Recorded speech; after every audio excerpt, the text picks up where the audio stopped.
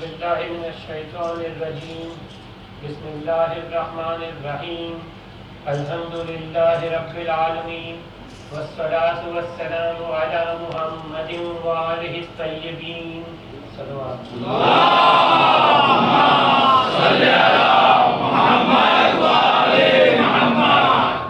अल्लाहનો એહસાન છે અને અલીની વિલાયતમાં રહેનારા લોકો ઉપર મહેરબાની છે કે ઉત્તર ગુજરાતમાં આપણી કોમો વર્ષોથી છે અને અલીની વિલાયતમાં કાયમ છે અને ઇન્શાઅલ્લાહ તા ઝુહૂર મહેદી અલૈહિસ્સલામ અલ્લાહુમ્મા સલ્લી અલા મુહમ્મદ વ આલે મુહમ્મદ વિલાયત અલી ઉપર કાયમ રહેશે।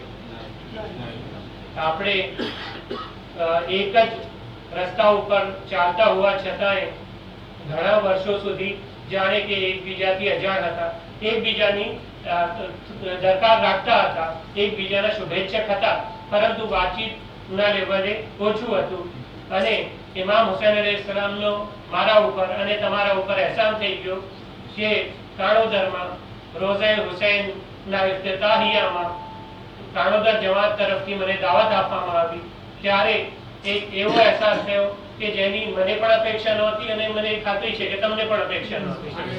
તો એ અહેસાસ એ હતો કે જાણે કે કોઈ ફિરકો તો છે જ નહીં, આપણે બે જુદા જુદા ફિરકા નથી, બે જુદી જુદી જમાત હોઈ શકે, બે જુદા જુદા ફિરકા નથી। તો આટલા વર્ષો પછી પાછા બિલકુલ એક તરીકા ઉપર આપણે દેખાયા હતા કાણોદરમાં અને મને ઘણી ખુશીનો અહેસાસ થયેલો। તે પછી અલી હુસૈનભાઈની દાવતથી હું મહેતામાં મુહર્રમ દરમિયાન હુસૈની દરગાહ ઉપર આવ્યો હતો અને એ જ રીતે શિયા ઇસ્લામી ભાઈઓ જોડે મારી મુલાકાત થઈ હતી, ત્યારે પણ એ જ પ્રકારની મને લાગણી થઈ હતી અને હમણાં અલ્લાહ તાલાના કરમથી અને આપણા અઈમ્માએ અલૈહિસ્સલામના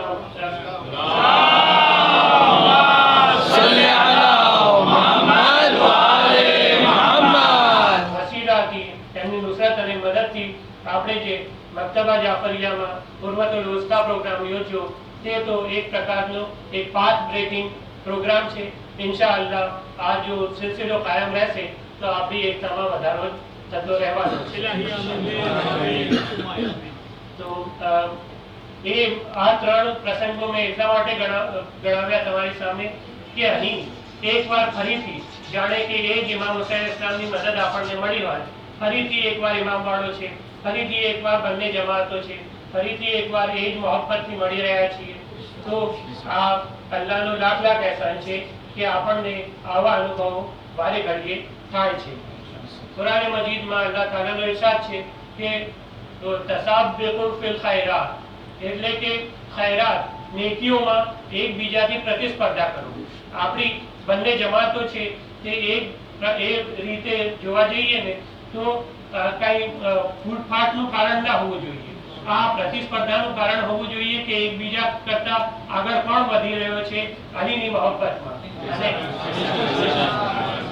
અને મુહમ્મદ વાલે મુહમ્મદ સલ્લલ્લાહુ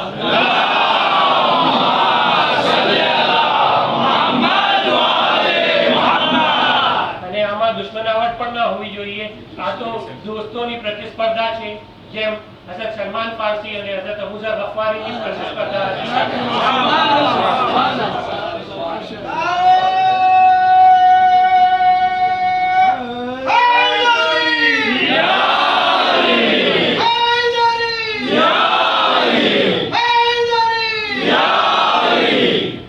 ઇન્શાઅલ્લાહ આ રીતે આપણે કોશિશ કરતા રહીશું તો ઝુહૂર મહેદીના સમયે આપણને 12મા ઇમામ બહુ જ ખુશીની સાથે અપનાવી લેશે એવી હું ઈચ્છા પણ ધરાવું છું અને અલ્લાહના વલી જે હોય તે આપણી ઈચ્છાઓ કરતા ઓછું ક્યારેય ના આપે। તો આપણને આ જે મનમાં ઈચ્છાઓ છે તે ઇન્શાઅલ્લાહ પૂરી થઈને રહેશે। દુઆ કરો અલ્લાહ તાલા આપણી આ કોશિશોને પોતાની બારગાહમાં કબૂલ કરે। આ બંને જમાતો વચ્ચે આવી જ રીતે હંમેશા મોહબ્બત કાયમ રહે। આ બંને જમાતોના બાળકોને અલ્લાહ ઉજ્જવળ ભવિષ્ય આપે। નવયુવાનોને નેકી કરવાની તાકાત આપે। વડીલોને લાંબી ઉંમર આપે અને બીમારીઓથી સલામતી આપે અને દીન દુનિયા આખિરતની બધી નેમતોથી આ બંને જમાતોને નવાજી દે।